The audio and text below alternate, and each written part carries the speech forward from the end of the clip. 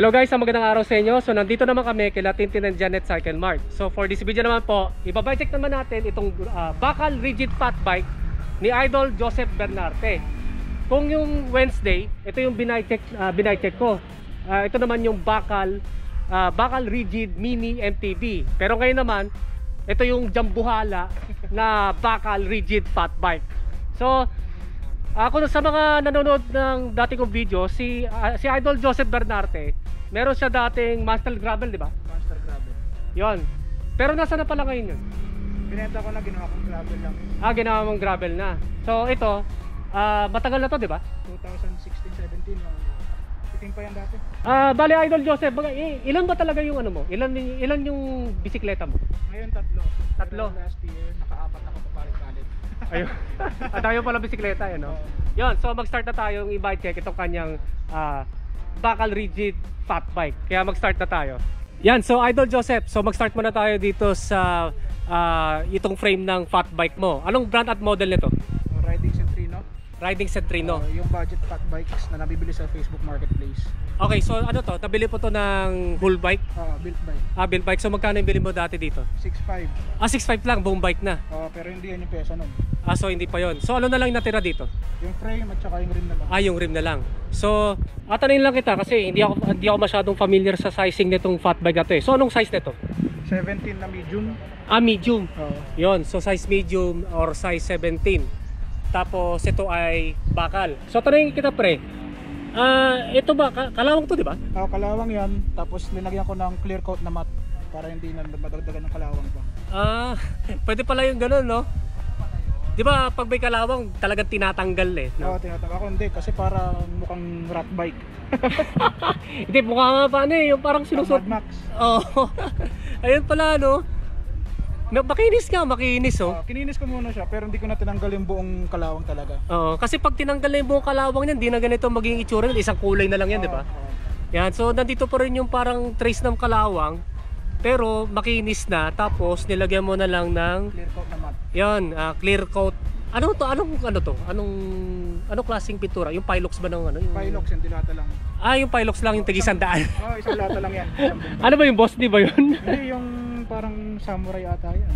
Samurai. Ayos, samurai. Tama-tama bakal samurai. Yan. Tapos, pang ano to? Pang size 26er to. 26. Ayan, pang size 26er tong itong fat bike na frame na to. Meron bang ibang sizes? Di ba puro 26 lang? Hindi, meron ngayong 27 plus, may 29 plus na rin. Abo, 27 plus tsaka 20 na fat bike. Plus size ang tawag sa kanila, hindi fat bike. Plus size. Kung ito nga 26 lang to. Sobrang laki. Laki na lalo na yung 27 plus tsaka 29 plus. Ang alam ko, pangatlo to sa pinakamalaking 26 kasi may 4.9 at saka 5.0 pa. Itong gulong na to. Sige mamaya, discuss natin yan. So, resume muna tayo dito sa frame. So, ang head tube naman ito ay pang integrated or non-tapered, no? Kasi lumang modelo na to eh. Then, ang cable routing naman ito, lahat ito ay external. Then, ang bottom bracket nila to ay para sa BSA threaded. Then, ang seat tube nito ay para sa 28.6 mm diameter na seat post. So, katulad din dyan sa mini rigid MTB ni Idol Anderson Bolaños. Then, ang dropout nito is pa quick release. Then itong disc brake caliper mount nito is post mount ba? O IS? Hindi ko alam. Tingnan ko nga. IS. Yun, pang IS or International Standard.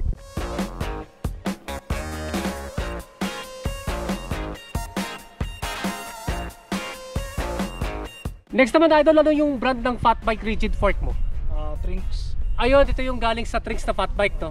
Yun, so ito ano ba to? Steel din eh. Steel. Yun, so steel daw itong kanyang Trinks fat bike rigid fork. So sinukot ko to kanina, yung crowd length nito is 450 mm.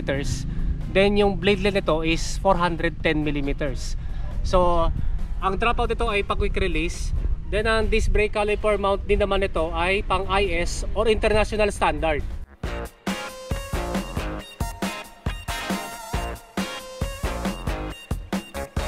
Next naman Idol sa cockpit ng rigid fat bike mo. So mag-start muna tayo sa handlebar. Reach yan na straight bar na aluminum na 650 mm ang lapan. Yon, so ang diameter naman ito is 31.8 mm. So next naman itong kanyang handlebar grips, ito yung Rock Bros. So next naman, itong kanyang stem, ito yung wake. So anong haba nitong wake stem mo? 90 mm na negative 25. Negative 25. So ito is aluminum. So next naman, ano naman yung ano mo, yung integrated headset? Iba na yung top cap mo pero Saturn yan dati. Saturn to. Pero iba lang yung ano headset cap, no? Nakalagay dito is Strider. So ano to? Seal bearings ba to? Seal. Yun, so seal bearings daw itong kanyang Saturn integrated headset.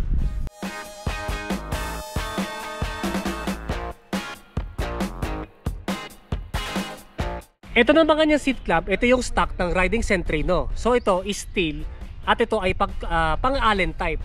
So next naman itong kanyang seat post, ito yung FMF XTR na aluminum. So ang diameter nito is 28.6 mm. 400 mm. Yon, then 400 mm yung haba nito, no. So zero setback ito na may dual bolt clamping system. So next naman itong kanyang saddle, ito yung Velo. So ito hindi masyadong malambot at hindi siya flexible. Then ang railings nito ay steel.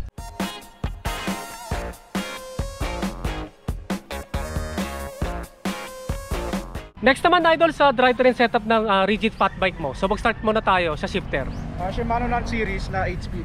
Yon, so naka 1.5 setup itong kanyang rigid fat bike. So wala kayong makikita na front shifter, front derailleur at saka extra chain rings.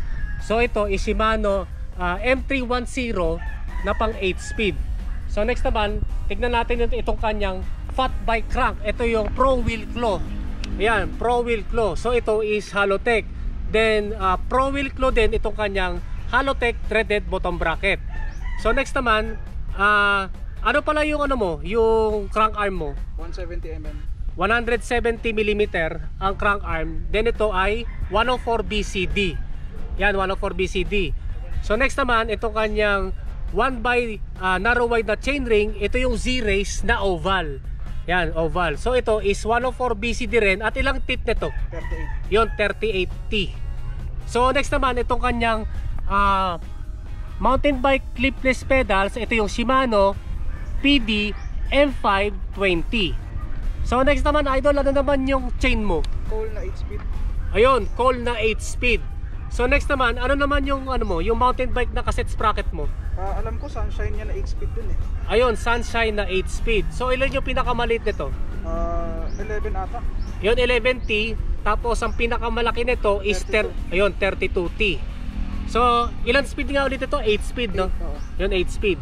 So next naman, itong kanyang mountain bike rear derailleur. Ito yung Shimano Tourney na pang 6 or 7 speed.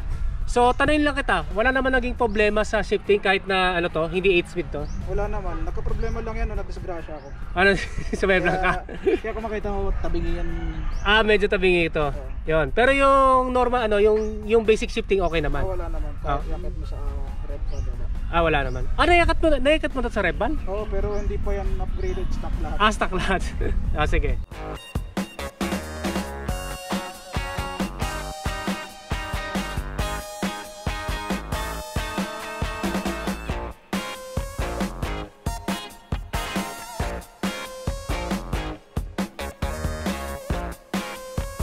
Next naman idol sa wheelset ng rigid fat bike mo. So mag-start muna tayo sa gulong.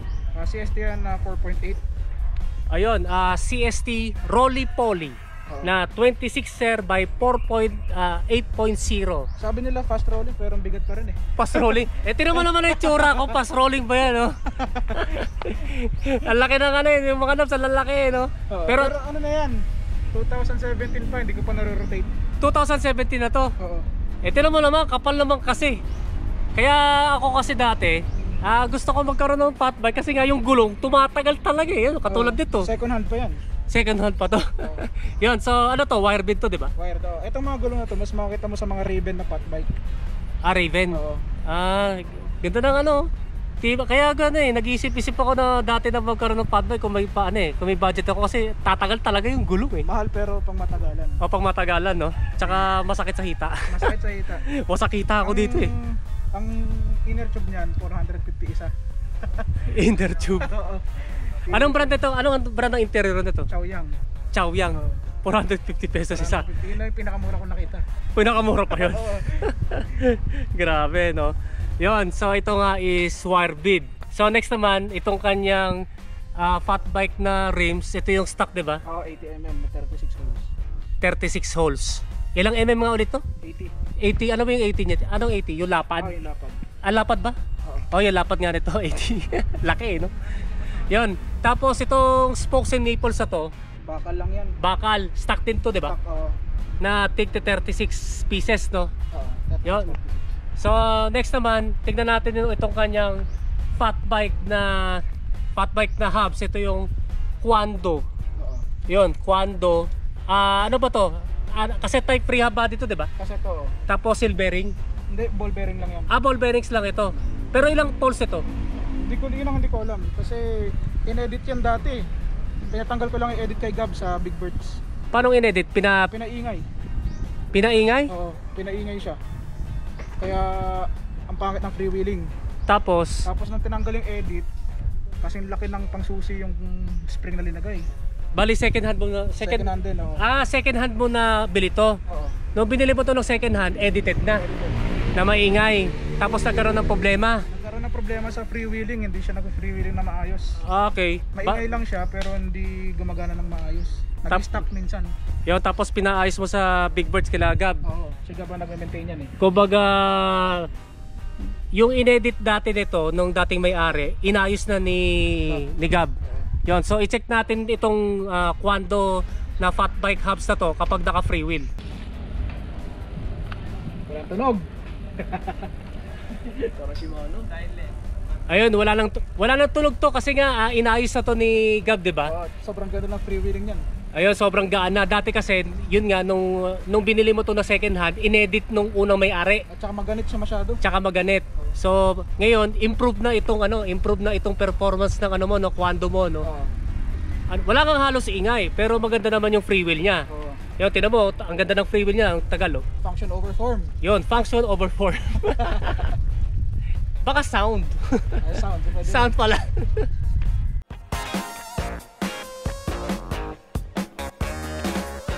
And last na lang, idol, sa brake set ng rigid fat bike mo. So mag-start muna tayo sa brake levers and calipers. Ito non-series lang din to eh. Tapos bakal yung levers. Yun. Second hand ko lang din nabili yan noong 2013 ata, 14. Ilang taon na to, no? Tagal na rin to. Yun, so ito guys, ito yung Shimano non-series M356. So ito is hydraulic brakes at ito ay dual piston. So last na lang itong kanyang disc brake rotors.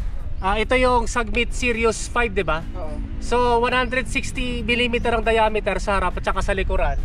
Parehas din ito na floating and bolt type disc brake rotors.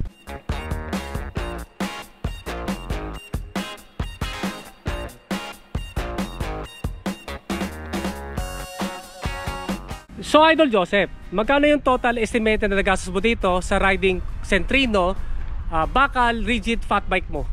Hindi pa umabot ng 20. Ang estimate ko nasa 17 to 18 kasi puro second hand eh. Ang bago ko lang na binili ito eh. Ayan. At saka ito yung mga ganyan. Pero yung mga hubs, cassette, preno, shifter, pedal, saka lahat yan. Parang ano, second hand. parehas lang din do sa inassemble mo na yung white smith na monster gravel setup mo no, puro second hand. Kasi ang mahal ng pyesa ngayon, pagka nagbabay kayo na matagal na, parang hindi ka makatarungan yung presyo ng mga bagong pyesa ngayon. kasi nasanay na tayo sa old school eh. Biro mo Claris ngayon, presyo na ng Sora dati. Di ba? Ganun nga, di ba? Kaya parang labag sa kalooban ko bumili ng bago kahit kaya kong bumili ng bagong pyesa.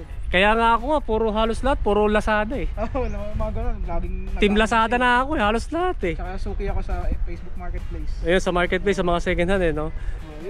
Yun, so guys, ito nga yung bakal rigid fat bike na riding Centrino ni Idol Joseph Bernarte. Yan guys, na-check na natin tong riding Centrino bakal rigid fat bike ni Idol Joseph Bernarte. So kung meron kayong tanong regarding dito sa bakal rigid fat bike niya, i-comment na lang ninyo sa comment section down below. So Idol Joseph, mag-shoutout ka na. Shoutout sa mga pinagbili ko ng pyesa kasi kahit yung iba dyan, kahit hindi ko binibenta, binibili ko na sa kanila katulad ng mga pyesa ni Kuya Eric. Ayun nga eh, meron mga parts na pinaglumaan ko, siya na rin bumili. Ayun, sandali. Anong ginagawa nyo dyan? Picture, Nagtutwerk. Ayan, bago na yung road bike ni Ranger. Gigante na. Dati Cervelo. Ngayon gigante na. Oh. Serbulok. Lang yan kayo. Yan, so guys, maraming salamat sa panonood sa aming video. Don't forget na i-subscribe yung aking YouTube channel. Pakiclick na lang yung notification button para matotally notify kayo. Yan, so guys, maraming salamat sa inyo and ride safe po sa inyo.